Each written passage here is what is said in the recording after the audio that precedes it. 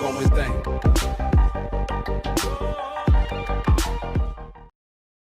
Hola a todos, el día de hoy vamos a hablar de un acontecimiento muy triste, titulado Sendero Luminoso, época de oscuridad. Sendero Luminoso, también conocido como Partido Comunista del Perú, fue un grupo que utilizó la violencia para buscar la igualdad entre ricos y pobres, ya que rechazaban las clases sociales. Su líder fue Abimael Guzmán. En el artículo La violencia terrorista en el Perú, Sendero Luminoso y la protección internacional de los derechos humanos, encontraremos información que nos permitirá conocer más sobre este tema.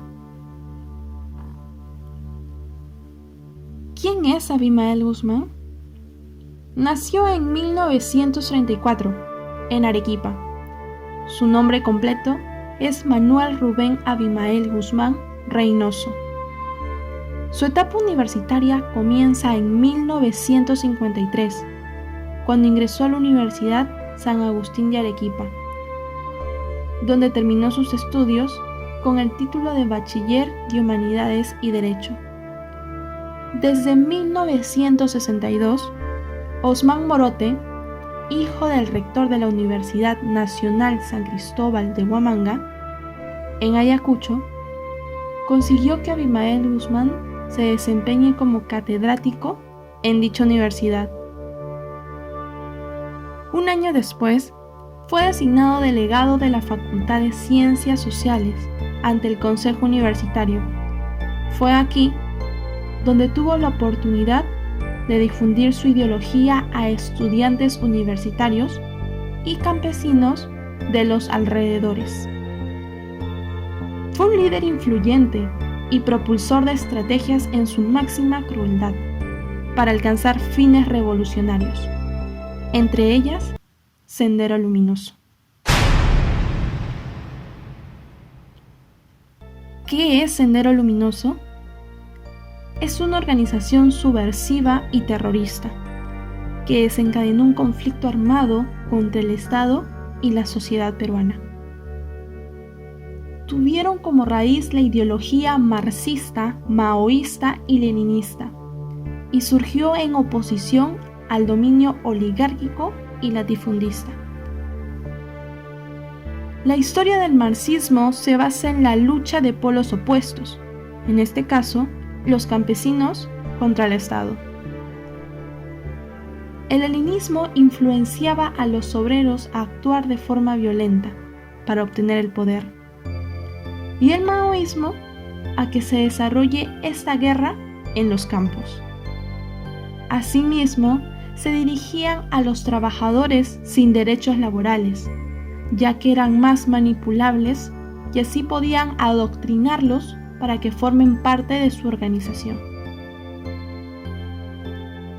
Crearon un ejército con el fin de atacar al Estado. Por ello, buscaron a todas las personas de diferentes pueblos y se los llevaron. Por el contrario, algunos pobladores fueron fusilados, ya que se negaban a pertenecer a esta organización. Así como Jerónimo relata sus experiencias durante este tiempo. Yo he escuchado 4 balaceras más. Algunos habían escuchado 8 casquillos estaban amputados de muerto. Ese rato la señora me pidió por favor de acompañarme a la autoridad. Voy a dar parte al teniente gobernador y un sitio.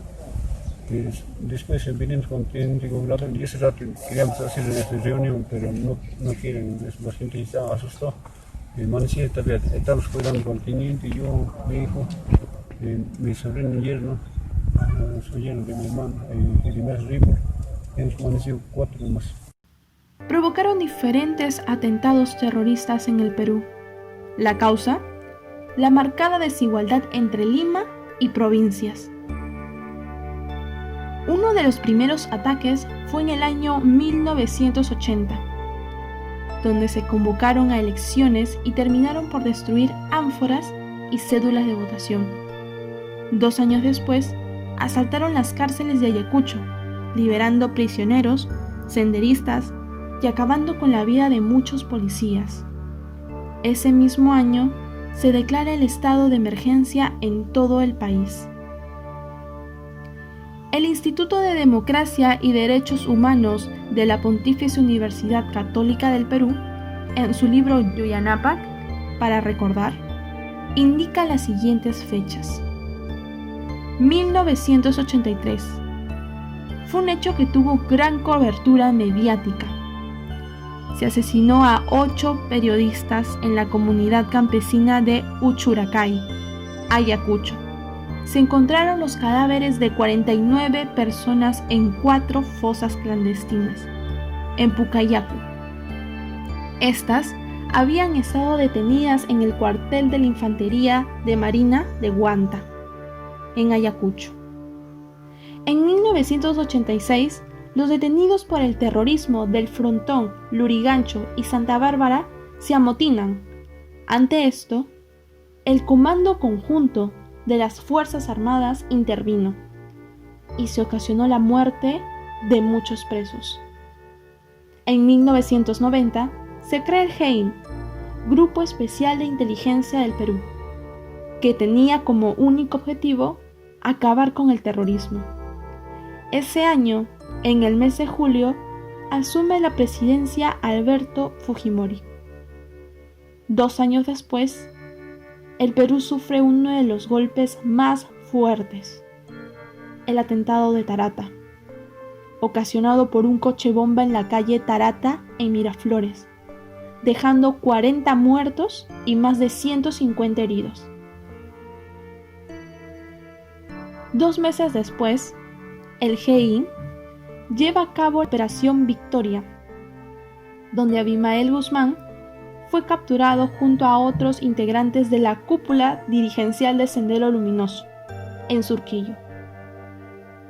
El 7 de octubre, un tribunal con el rostro tapado lo condena a cadena perpetua, ocasionando el declive de la organización más temida por sus atrocidades, que según la Comisión de la Verdad y Reconciliación, CBR, se llevó consigo la muerte o desaparición de más de 30.000 personas, pero que en total fueron más de 60.000 las víctimas que cobró esta época oscura. Hasta acá el podcast de hoy, con un tema que marcó una etapa de nuestra historia, que nos pide no olvidar las muertes de inocentes provocadas por la injusticia, y nos exige aprender de nuestros errores para promover el desarrollo de un mejor país. Hasta luego.